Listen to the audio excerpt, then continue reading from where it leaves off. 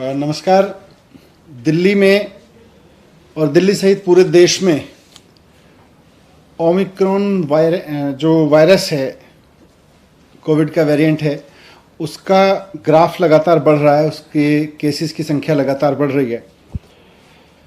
पर अच्छी बात यह है कि इंटरनेशनली जो ट्रेंड अभी तक देखने को मिले, उनसे हमने सबने बहुत कुछ सीखा देश में, और उससे ये भी समझ में आया कि ओमिक्रॉन कैसे बिहेव कर रहा है, उसका कैरेक्टर क्या है। तो इससे नुकसान ज़्यादा नहीं हो रहा, ये वही ट्रेंड शो कर रहा है जैसा ओमिक्रॉन ने दुनिया के और देशों में शो किया है।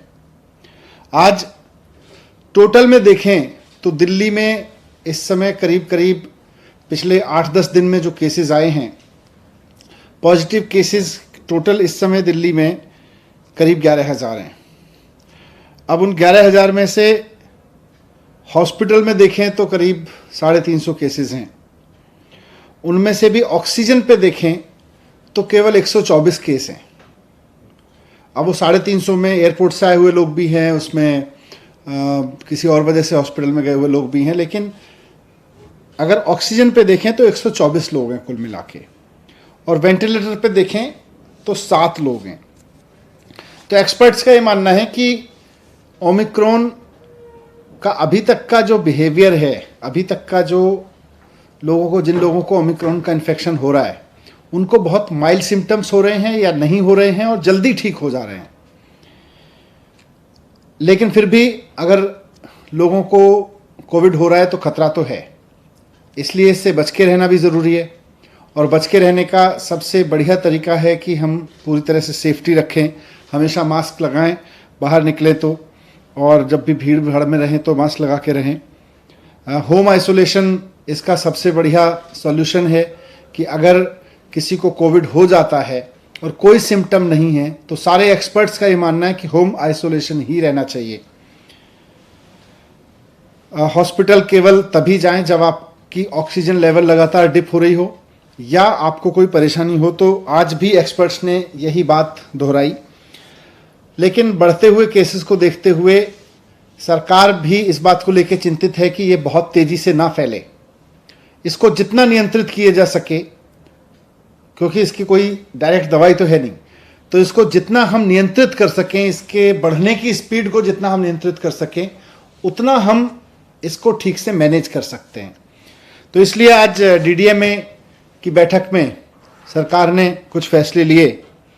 उसमें सबसे इम्पॉर्टेंट है कि दिल्ली में सैटरडे और संडे को, यानी वीकेंड्स पर अब कर्फ्यू रहेगा।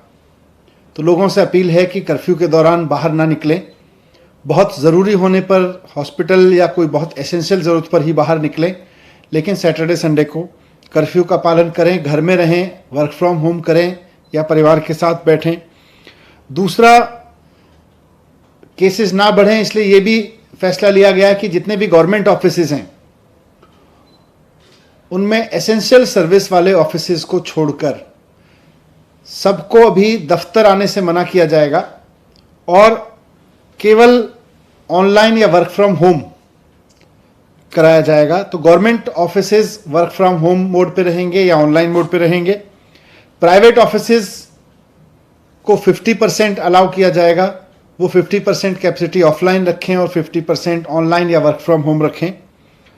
एक और समस्या अभी पिछले दिनों में आ रही थी कि जो हमारे बस स्टॉप्स हैं दिल्ली में, लोग क्योंकि किसी न किसी काम से बाहर निकल ही रहे हैं, तो जो बस अड्डे हैं, बस स्टॉप्स हैं, बस स्टैंड हैं छोटे छोटे, और जो मेट्रो के स्टेशंस हैं, वो सुपर स्प्रेडर बनने का खतरा आ रहा था, क्योंकि आधी संख्या कर दी गई थी मेट्रो में कैपेसिटी की, और साथ साथ बसेस में भी कैपेसिटी की वो आधी कर दी गई थी संख्या, और उसकी वजह से मेट्रो स्टेशंस पर बहुत लंबी लंबी लाइनें लग रही थीं, बस स्टॉप्स पर बहुत लंबी लंबी लाइन लग रही थी, वहाँ भीड़ हो रही थी, कई जगह भीड़ अनियंत्रित भी हुई, और ऐसे में कोरोना ओमिक्रॉन जो है वो सुपर स्प्रेड हो सकता है वहाँ से। इसलिए इसको देखते हुए ये भी फैसला लिया गया कि बसें और मेट्रो पूरी कैपेसिटी पे चलेंगी, लेकिन एक भी व्यक्ति को बिना मास्क के अंदर अलाउ नहीं किया जाएगा।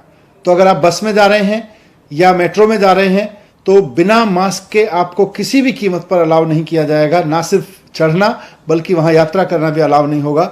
लेकिन बस और मेट्रो अब फुल कैपेसिटी पे चलेंगे, ये भी डिसीजन लिया गया।